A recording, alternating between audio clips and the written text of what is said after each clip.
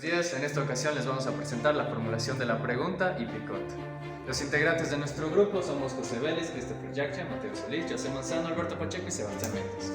Bueno, lo primero para empezar es la elección de un problema. Se tiene que consultar con los colegas del área y revisar toda la información que existe, la literatura existente, con el fin de no investigar sobre un tema ya investigado anteriormente. Lo segundo es la idea. Se debe contemplar las siguientes variables para elegir un tema. Tiene que ser pertinente, tiene que innovar, tiene que ser viable, tiene que ser aplicable en el contexto y tiene que cumplir con las normas éticas de la profesión. La formulación de la pregunta es la parte más importante de todo el proyecto de investigación, ya que de ella depende el proceso investigativo, la planeación, la ejecución, la metodología y el tipo de análisis. La pregunta debe ser lo más simple y clara posible, teniendo en cuenta que la respuesta debe estar al alcance de los recursos con los que cuenta el investigador. Ya. A ver, las estructuras de las ideas PICOT son métodos de contenido de las preguntas que ayudan a tomar en cuenta todas las variables necesarias para el proyecto, que incluyen tipos de intervención en factores de riesgo y momentos para solicitar exámenes o dar respuestas a cuestionarios. Entre el uso de PICOT para el tratamiento tenemos Patient of Population. Se especifica en la población para estudiar los parámetros de la definición clínica que tratan de buscar una homogeneidad del grupo.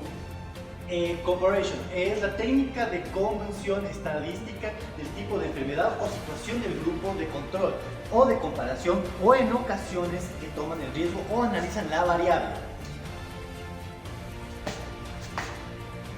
Outcomes. De acuerdo a la pregunta de investigación, se debe decidir desenlaces clínicos intermediarios pertinentes para dar su respuesta y complementarios del objetivo, a medida de las expuestas claramente, permitiendo ver los beneficios, daños o controversias. En time of study se debe definir justo los tiempos de acompañamiento que pueden observar o no desenlaces esperados, además del tipo de estudio adecuado. Evaluación de la evidencia, capítulo 5. Tenemos las bases de datos biográficas. Esto es un conjunto de resúmenes, revistas científicas y actas de congreso donde existen diferentes tipos de enlaces distribuidas por revistas, sitios web que actualizan cierto tipo de información de acuerdo al beneficio de la salud médica clínica. Los operadores de proximidad. Los operadores de proximidad son los que sirven para la búsqueda de una frase exacta, debiendo escribirse entre comillas. Las mismas que los caracteres de truncamiento dentro de las comillas para recuperar variaciones de formas en el plural o diferencias de grafía. PubMed versus Medline. Actualmente, PubMed es considerada como una de las fuentes de información más eficientes de la actualidad en ciencias de la salud y por eso mismo debe ser mejor estudiado. Pero surge la pregunta, ¿PubMed es lo mismo que Medline? Bueno, PubMed en 1836 se fundó como la National Library of Medicine, NLM, y tras un sinnúmero de contribuciones, esta se transformó a finales de 1895 en la mayor biblioteca médica, pasando a ser conocida en 1956 como NLM. Medline es, por tanto, el componente más grande de PubMed. PubMed. Aclarando más lo que es este sitio web, se podría decir que PubMed es un sistema de búsqueda desarrollado por la National Center of Biology Information en la National Library of Medicine en Estados Unidos, la cual permite el acceso a bases de datos compiladas por la NLM, permitiendo la búsqueda rápida, más aún cuando refinamos el término de búsqueda. Medical Subject Aid o MESH es un vocabulario de términos creado por la NLM que agrupa semánticamente las palabras para que puedan ser encontradas por ideas que expresan, el cual ha sido actualizado manualmente desde 1963, asegurando el entendimiento de la terminología utilizada por el usuario de forma jerárquica. Operaciones lógicas para la búsqueda. Primero tenemos las citas bibliográficas de PubMed, que casi siempre todas las citas se muestran de forma estandarizada de la siguiente manera. Primero tenemos los nombres de los autores, luego le sigue el título del trabajo en inglés, el título de la revista junto a otra información sobre la publicación, idioma original del documento, número identificador de la cita PubMed, situación de artículo en base a los datos, y cuando el título está entre corchetes, significa que el artículo se ha publicado en idioma diferente al inglés. Luego tenemos los niveles o estadios de las citas. Primero tenemos PubMed as Supplied by Publisher, son citas que han sido agregadas recientemente a PubMed.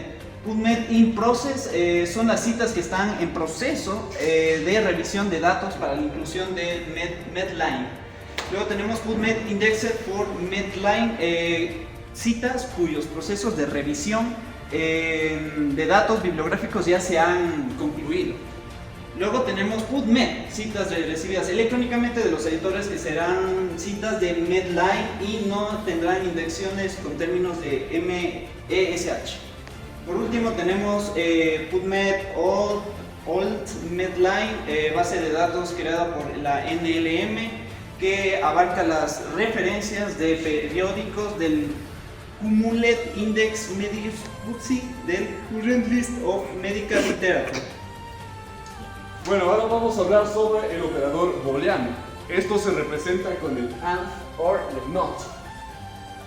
Bueno, primero tenemos que saber para qué es el método booleano y quién lo inventó. Bueno, como podemos ver acá en esta foto, George Boole es este señor que aparece en la foto y él es el que establece los términos al AND or NOT, más o menos en el siglo XIX. Estas palabras se escriben estrictamente en mayúscula porque tienen que ser diferenciadas de las palabras en inglés. Bueno, en las siguientes diapositivas vamos a ver más o menos de qué tratan estas siglas.